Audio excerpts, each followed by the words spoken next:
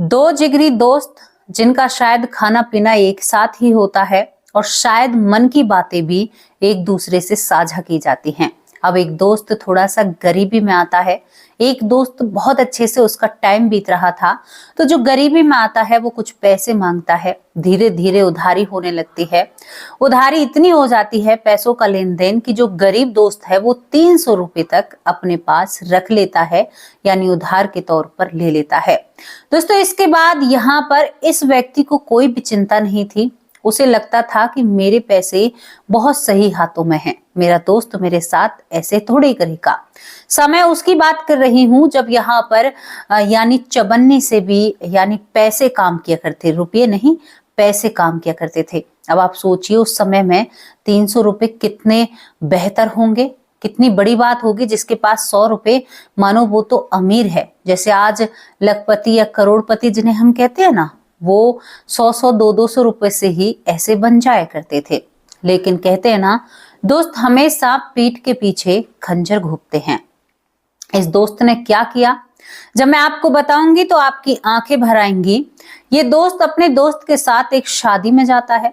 शादी में जाने के बाद उस दोस्त के यानी जो लस्सी होती है ना, पहले की शादी आपको मैं बता देती हूँ, थोड़ी थोड़ी सी मोटी मोटी सी बातें। आज की शादी, आप सुबह गए, पूरे दिन खाना पीना खाया, आप फेरों तक भी नहीं रहते हैं, वापस अपने घर आ जाते हैं।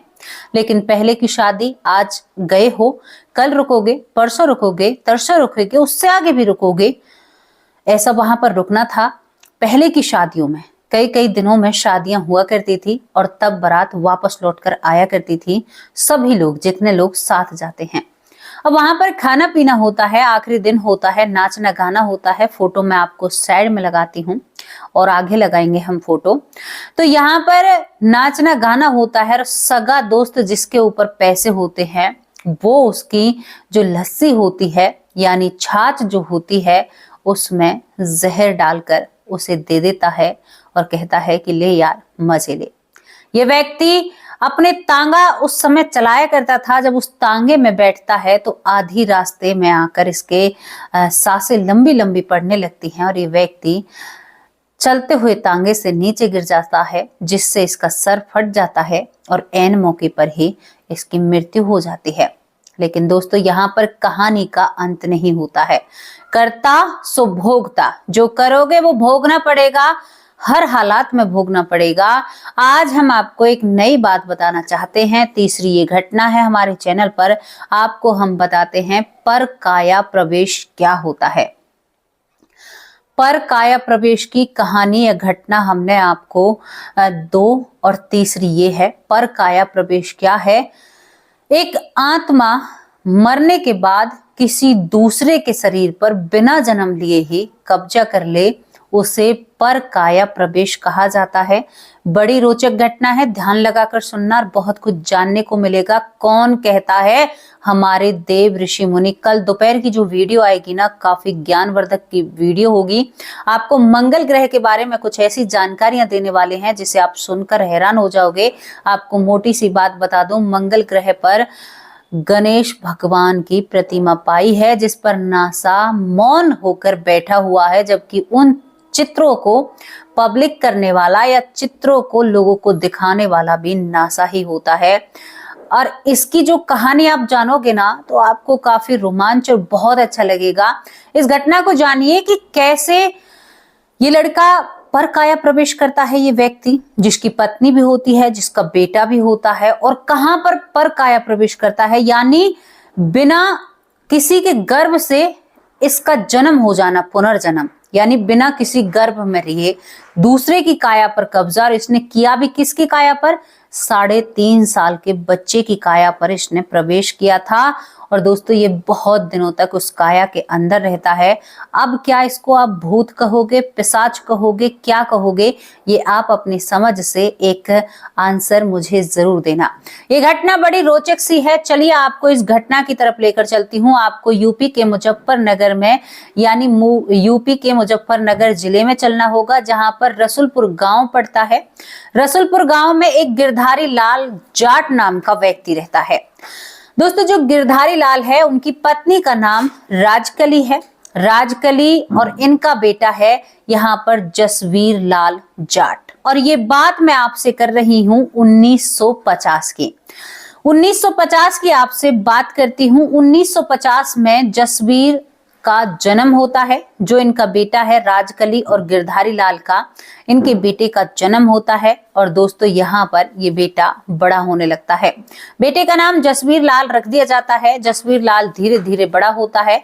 अब आपको बताती हूँ 1954 में ये जो जसवीर लाल होता है, इसे चेचक की बीमारी घेर लेती है।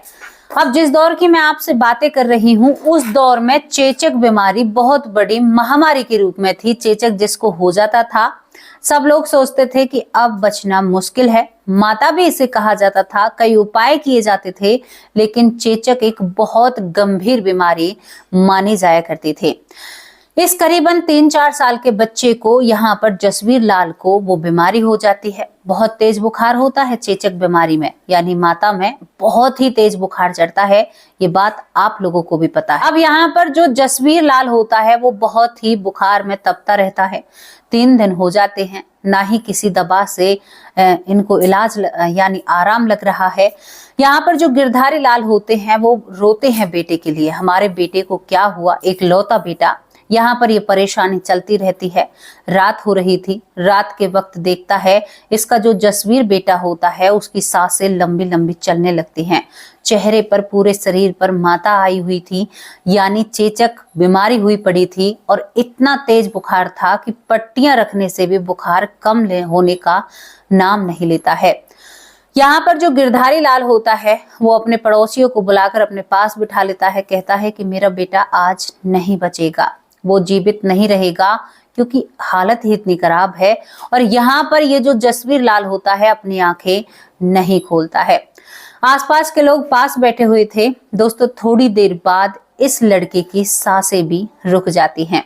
जब यहाँ पर जो गिरधारी लाल होता है जसवीर की सांसें चेक करता है तो वो रोने लगता है, माथे में हाथ मारने लगता है। मेरा बेटा जीवित नहीं रहा।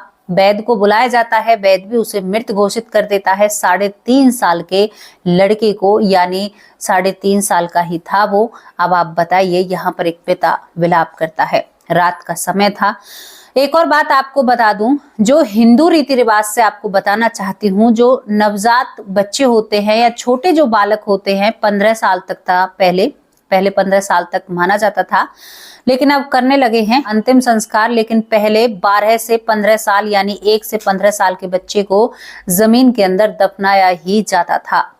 अब यहाँ पर सभी लोग कहते हैं कि गिरधारी लाल, अभी तो तुम्हारे बेटे को शमशान घाट नहीं ले जा सकते, क्योंकि तुम्हारा बेटा मर तो चुका है, लेकिन शमशान घाट में रात के वक्त नहीं जा सकते। दोस्तों यहाँ पर इस गिरधारी लाल को समझाया जाता है, राजकली को भी समझाया जाता है। राजकली बहुत जोर जोर से रोती है।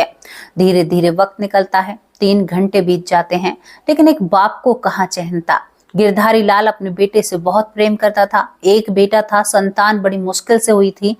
अब गिरधारी लाल अपने बेटे के शव के पास बैठता है, यानी जसवीर के पास, और उसके मुंह में उंगली देता है। आप यकीन नहीं मानोगे, जिस वैद्य ने कहा था कि ये जीवित नहीं है, जैसे ही गिरधारी लाल अपनी उंगली उसके मुंह में डालता है तो वो थोड़ा सा दबाने की कोशिश करता है। गिरधारी लाल कहता है, वहां पर जो बैठे हुए होते हैं, ये तो जीवित है। वो कहते हैं कि गिरधारी लाल, तुम्हें बालक मोह खींच रहा है, तुम्हारा बेटा जीवित नहीं है। गिरधारी लाल कहता है, अरे मुझे क्या अनुभव ही नहीं है, ये जीवित है, वैद्य जी को दोबारा बुलाओ। गांव के लोग जो आसपास बैठे हुए थे वो भी अपना कान लगाकर जब यहाँ पर जसवीर के पास रखते हैं अपने कान को उसकी नाक के पास, तो उन्हें भी गर्म हवा का एहसास होता है। दोस्तों यहाँ पर जो चीजें मातम में बदली हुई थी, अब लोगों के चेहरे पर खुशियां आ जाती हैं। लोगों के चेहरे पर खुशियां आ जाती हैं। वैद्य जी आते हैं। वैद्य जी जब वहां पर देखते हैं, कहते हैं कि हाँ यार, तुम्हारा बेटा तो अब जीवित है और इसका तो बुखार भी कम हो गया। इसके बाद यहाँ पर इसको ठीक किया जाता है, लेकिन ये आंखें नहीं खोलता है जो जसवीर लाल होता है। सुबह होती है, सुबह ये बहुत अच्छा उठता है, लेकिन इसको बोलने में दिक्कत होती है, क्योंकि माता जो आई हुई थी, चेचक जो बीमारी थी, वो अंदर जीभ पर पलकों के नीचे बहुत बुरी तरह से हुई थी। यहाँ पर इसको करीबन 10 दिन अपने आप को ठीक करने में लग जाते हैं। अब लोग इसको जसवीर जसवीर कहकर बुलाते हैं। ये बहुत गुस्से में रहने लगा था जब से ठीक हुआ था। माँ कहती है शायद किसी बीमारी का इसके ऊपर प्रभाव है। दोस्तों ये सच्ची घटना है। अब इन बातों को जब कहते हैं तो ये लड़का एक दिन गुस्सा होकर, कई लोग बैठे हुए होते हैं, इसका पिता गिरधारी लाल कहता है जसवीर एक गिलास पानी लेकर आना, तो वो पानी लाता है। गुस्से में पानी को पिता के हाथ में थमाता है। पिता के पास और भी लोग बैठे हैं। वो कहता है कि पहली बात मैं जसबीर नहीं हूं, दूसरी बात आप मुझे बच्चा मत समझा कीजिए, और तीसरी बात मैं आपके घर का भोजन नहीं खाऊंगा। आपके घर के भोजन में मुझे अच्छा नहीं लगता है। और तुम कौन हो जब ये बोलने लगता है? ये कहते हैं कि भैया हम तो जाट हैं। वो कहता है कि मैं ब्राह्मण हूँ, ब्राह्मण हूँ, और मैं तुम्हारे घर में खाना या भोजन नहीं खा सकता। अब इस बात को सुनकर गिरधारी लाल कहता है क्या तेरे ऊपर कोई भूत बैठा है? 4-5 लोग जो बैठे थे, गिरधारी तुम्हारे बेटे को क्या हुआ है उस दिन से देख रहे हैं, ये उखड़ा उखड़ा रहता है, काफी कमजोर था, खाना नहीं खा रहा था, खाने को फेंक दिया करता था। अब यहाँ पर जब ये सारी बात सामने आती है तो ये कहता है कि मेरा नाम जसवीर नहीं है, मेरा नाम शोभाराम है। मैं एक ब्राह्मण कुल से आता हूँ और मैं यहाँ पर जो बहती गांव है, बहती गांव का रहने वाला हूँ। 20 मील दूर इस गांव से ये बहती गांव होता है। अब आप सोचिए, ये अपने आप को बहती गांव को बता रहा है। कहता है मेरी बहन है केला, मेरी पत्नी है समंत्रा, समंत्रा अपनी पत्नी का नाम बताता है, मेरा बेटा बालेश्वर है और मैं शंकर दयाल त्यागी का बेटा हूं। अब यहाँ पर गिरधारी कहता है कि बाबला हो गया है, बुद्धि फिर गई है। दोस्तों यहाँ पर ये जो लड़का होता है जिसका नाम जसवीर था, लेकिन वो अपने आप से कहता है मैं शोभाराम हूं, वो इनके घर के खाने को नहीं खाता है, क्योंकि ये कहता है कि अगर मैं तुम्हारे घर के खाने को खाऊंगा तो मैं मर जाऊंगा, क्या पता तुम मुझे मारना चाहते हो। वो अपनी माँ से ही कहता है 3.5-4 साल की उम्र में, माँ पहले ये खाना तुम खाओ तब मैं ये खाना खाऊंगा, और तुम तो मुझसे नीचे हो, मैं तुमसे ऊंचा हूं, यानी जात पात का मामला। यहाँ पर जो शोभाराम उर्फ जसवीर होता है, इसकी बातों पर सब गौर देते हैं, ये क्या चल रहा है। अब ये कमजोर बीमारी से उठा है, खाना नहीं खाएगा तो सेहत बहुत खराब रहेगी। दोस्तों उस महिला की फोटो साइड में आपको नजर आ रही होगी। वो महिला जो ब्राह्मण यानी ब्राह्मण होती है, उससे बात की जाती है, उसके सामने हाथ जोड़े जाते हैं, भाई तुम हमारे बच्चे के लिए खाना बना दिया करो।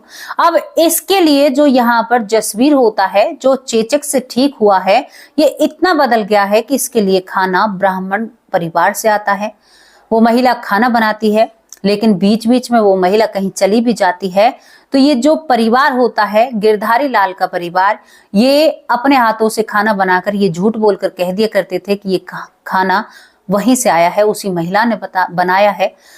अब एक दिन माँ बाती बातों में कहती है कि बेटा मैं तेरी माँ हूँ। वो कहता है कितनी बार कहा है, आप मेरी माँ नहीं हो, मेरी माँ को मरे हुए 30 से 35 साल हो गए हैं।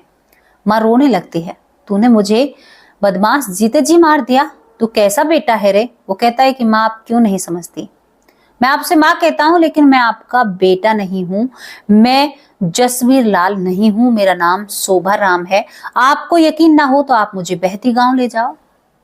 दोस्तों माँ कहती है कि नहीं, मैं तुझे बहती गांव नहीं ले जाऊंगी, मामला ही समझ में नहीं आ रहा, तुम कैसे बदल सकते हो, दूसरे गांव के कैसे हो सकते हो। अब घर वाले सोचते हैं कि इसके ऊपर कोई साया है, भूत है, प्रेत है, कई जगह इसको दिखाया जाता है, लेकिन अपनी बातों से बाज नहीं आता है। खाना पीना सही था, बिल्कुल तंदुरुस्त हो चुका था। 2 साल बीत जाते हैं, पूरे गांव में खबर होती है कि भाई ये तो अपने आप को बहती गांव का बता रहा है। ये मामला चलता ही रहता है। तो मैं अब आपको बताती हूँ, यहाँ पर एक श्यामो नाम की लड़की होती है, जो कि यहाँ पर इस रसुलपुर गांव की बेटी थी और वो बहती गांव में ब्याही थी, यानी बहती गांव में उसकी शादी हुई पड़ी थी। इसके पति का नाम रवि दत्त होता है, और रवि दत्त इसकी जब पत्नी अपने मायके आती है, यानी कि जो श्यामो थी, श्यामो के परिवार वाले उसके गांव में होते नहीं है, एक आदि जना रहता है, क्योंकि इसके परिवार वाले किसी कारण बस इस दुनिया से जा चुके थे। तो श्यामो अपने मायके बहुत कम आती है, लेकिन अब वो अपने मायके आई है रसुलपुर। और यहाँ पर जो शोभाराम उर्फ जसवीर लाल होता है, उसने पहले ही 2 साल से वो कोशिश कर रहा है इस बहती गांव में जाने की, लेकिन इसे कोई लेकर नहीं जाता है, इस पर कड़ी निगरानी रखी जाती है। लेकिन जैसे ही यहाँ पर श्यामो आती है अपने मायके में और इस पर श्यामो पर जसवीर की नजर पड़ती है, तो यहाँ पर जसवीर खड़ा रह जाता है। कहता है, श्यामो ताई तुम यहाँ पर क्या कर रही हो? अब श्यामो को एकदम गुस्सा आता है। रुक जा, तुझे मैं बताऊंगी। मेरे मायके में होकर तेरी भुआ लगती हूँ और तू मुझे ताई कहकर बुला रहा है। अब ये लड़का अपनी आंखें मीच लेता है। ताई जो श्यामो होती है वो हाथ उठाती है। तभी ये कहता है, नहीं नहीं ताई, तुम मेरी ताई ही लगती हो। तुम यहाँ पर जो गांव है बहती गांव में हो ना, तुम हमारी ताई लगती हो, हमारे मोहल्ले की हो। तुम जानती हो ना यहाँ पर शंकर दयाल त्यागी को? वो कहती है कि हाँ, मैं तो उसे जानती हूँ। ये कहता है कि ताई तुम यहाँ पर शोभाराम को जानती हो? तो ये कहती है कि क्या करता है पूछकर। शोभाराम तो इस दुनिया से जा चुका है। हाँ ताई, शोभाराम भले ही मर चुका है लेकिन वो शोभाराम मैं ही हूँ। तुम मुझे जानती हो, ये परिवार मेरी बातें नहीं मान रहा है। मेरे भाई को, मेरी बहन को, मेरी पत्नी को और मेरे पिता को बताना। तभी यहाँ पर ये महिला एक खबर देती है इस शोभाराम उर्फ जसवीर लाल को। वो कहती है कि तुम्हारी जो पत्नी है, जब से तुम्हारी मृत्यु हुई है वो तो अपने मायके में रहती है, वो तो वहां पर रहती ही नहीं है। और तुम्हारा बेटा तुम्हारे यानी घर में रहता है, तुम्हारे पिता के साथ, तुम्हारे भाई के साथ। तो यहाँ पर इन बातों को सुनकर जो जसवीर लाल होता है उसकी आंखों में आंसू आ जाते हैं। क्या कह रही हो ताई? वो कहती है कि हाँ, मैं तो सच कह रही हूँ। अब यहाँ पर उस गांव में ये कहता है कि ताई अब तुम कब जाओगी अपने ससुराल? वो कहती है कि मेरी तो समझ में नहीं आ रहा, तू कहना क्या चाहता है? इतनी सी उम्र में ये भी नहीं कह सकती कि तुम कैसे जानते हो, लेकिन समझ नहीं आ रहा तुम शोभाराम को कैसे जानते हो? वो कहता है, हाथ जोड़कर रोने लगता है, ताई मेरा ये संदेश मेरे बाबा तक पहुंचा देना। मेरी किस्मत अच्छी है, मुझे एक बाबा दिखाई देते हैं। उस बाबा ने कहा था कि एक तेरे पड़ोस की ताई आएगी, उससे ये सारी बातें करना, वो तेरी बातें वहां पर पहुंचाएगी। उनके आदेश पर मैं ये सब कुछ कर रहा हूँ। दोस्तों यहाँ पर जो श्यामो होती है उस गांव में जाती है, जो बहती गांव होता है वहां पर वो जाकर शंकर दयाल त्यागी से बात करती है, जो ब्राह्मण होते हैं कुल के। उनसे कहती है कि ऐसे ऐसे आपका बेटा होने का दावा कर रहा है और उसकी उम्र ऐसे है, कैसे तो पुनर्जन्म हो सकता है? 2 साल का होना चाहिए था आपके बेटे की मृत्यु के अनुसार। मेरी समझ में नहीं आ रहा क्या हुआ है क्या नहीं, उसका शरीर तो बड़ा है। अब दोस्तों यहाँ पर परिवार ये जब बातें सुनता है तो ये बातें इस बहती गांव में फैलने लगती हैं, क्योंकि भाई श्यामो तो हर घर में इस बात को बताती है, अरे मैंने तो बहुत अचंबा सुना, ऐसा हुआ है वैसा हुआ है।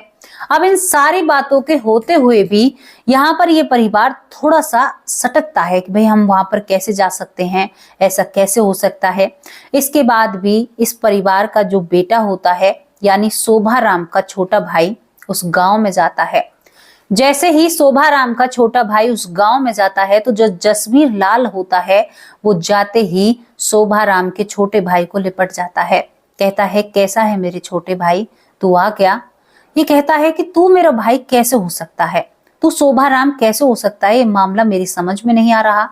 दूसरी तरफ जो गिरधारी लाल है वो बड़ा ही गुस्से में, मैं इसे किसी से नहीं मिलने दूंगा।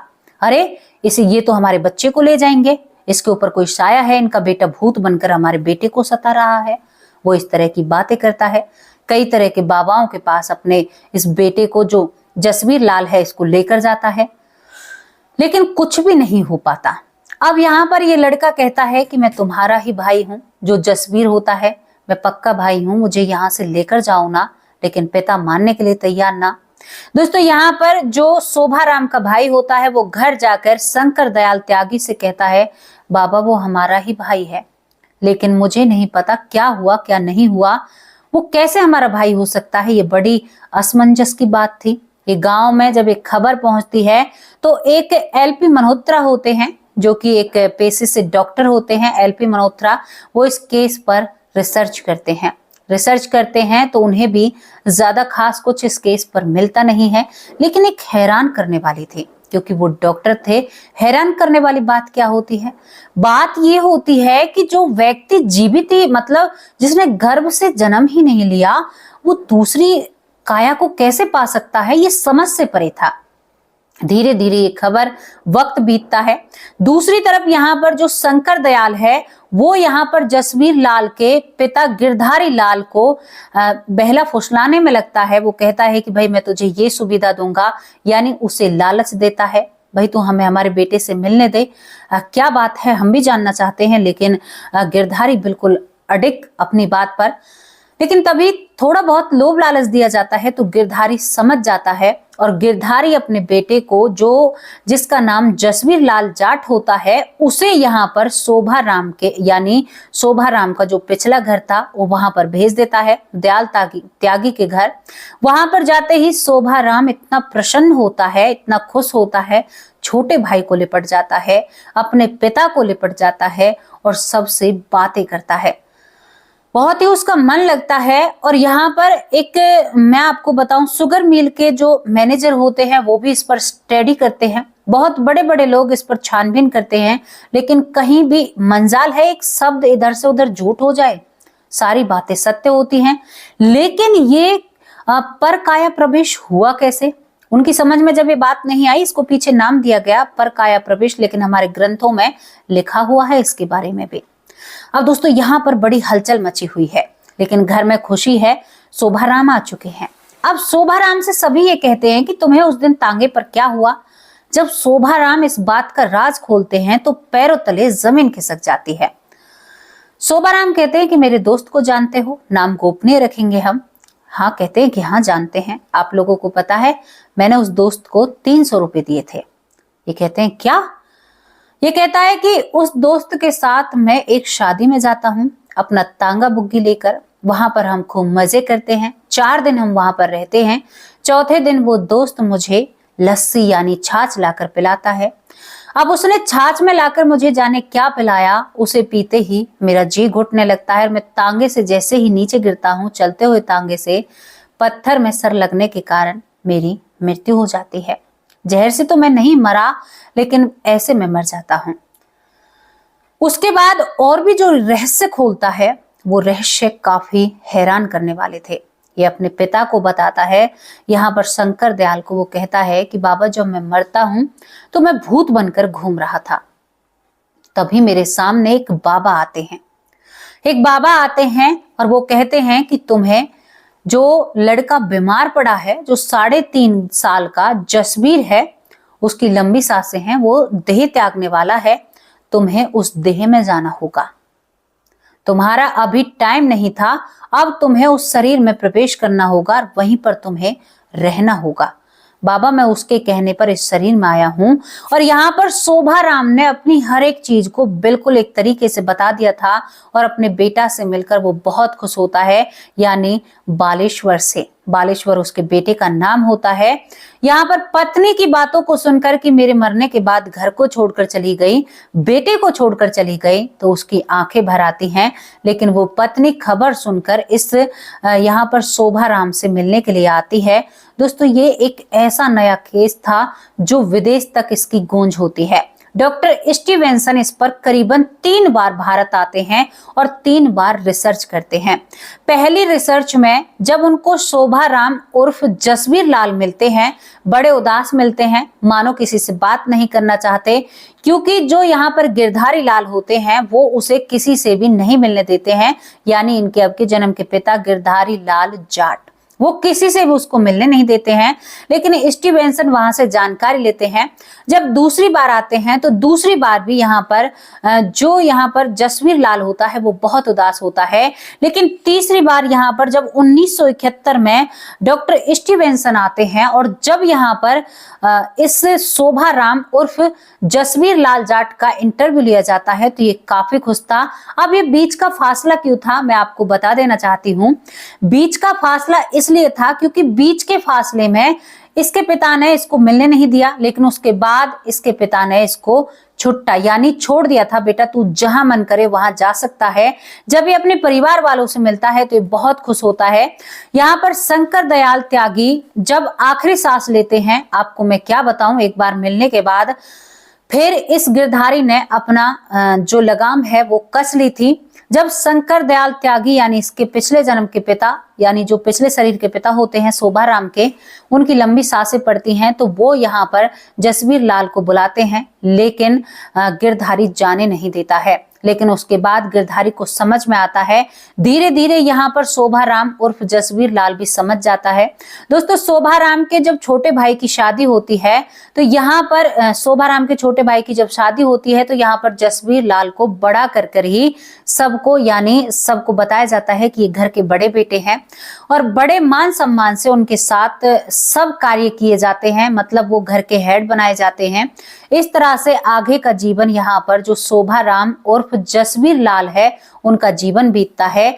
अब यहाँ पर रही वो बात, जब स्टीवेंसन इनका इंटरव्यू लेते हैं तो ये बताते हैं कि मैं भूत बनकर घूमता हूँ, एक बाबा के रूप की देह नहीं होती है, एक एनर्जी यानी ऊर्जा होती है जो बाबा जैसी लग रही थी। सिर पर जो होता नहीं है, बाबाओं के सिर पर जूड़ा सा होता है, उसके बारे में लटकी हुई थी। तो उसके बारे में कहता है, उन्होंने मुझे संदेश दिया कि आपको उस शरीर में जाना होगा, पर काया प्रवेश करना होगा।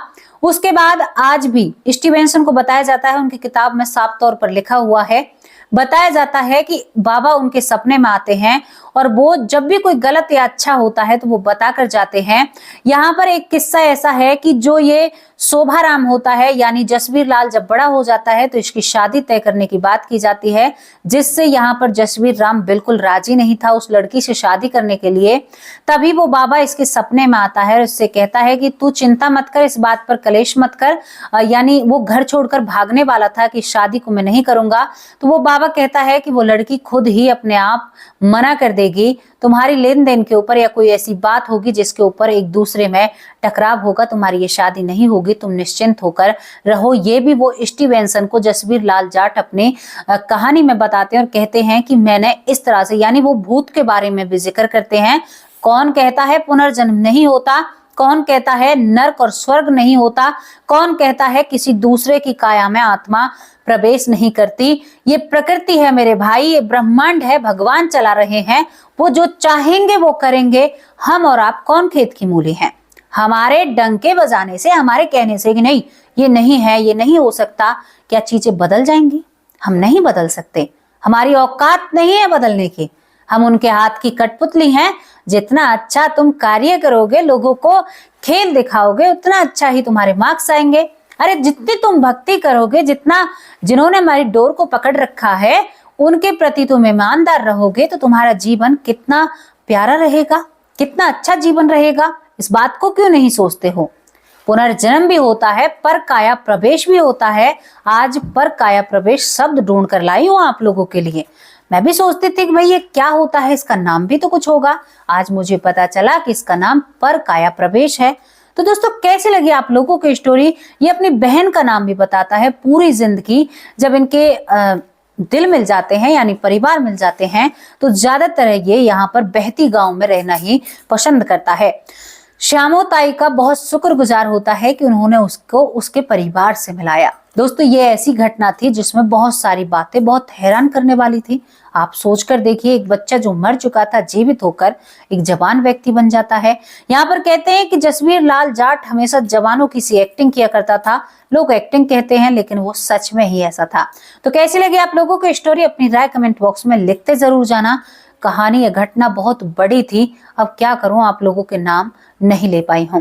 अब आप लोगों से विदा लेती हूं। माफ करना मेरे प्यारे परिवार, आप फिर भी मेरा साथ देते हो। विदा लेती हूं, कल हाजिर होंगे एक सच्ची अच्छी स्टोरी के साथ। तब तक के लिए नमस्कार, जय हिंद, जय भारत।